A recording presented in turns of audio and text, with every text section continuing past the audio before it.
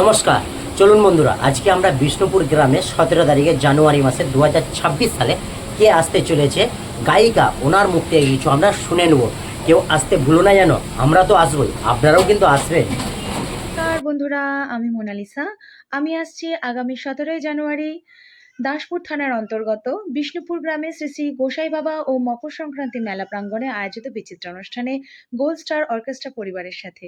ধন্যবাদ জানাই মেলা কমিটির প্রত্যেকটি মেম্বারসদের এত সুন্দর অনুষ্ঠান আয়োজিত করে আমাকে আমন্ত্রণ জানাবার জন্যে, এবং বিশেষ করে ধন্যবাদ জানাই সুকুমার মহাশয় দাদাকে।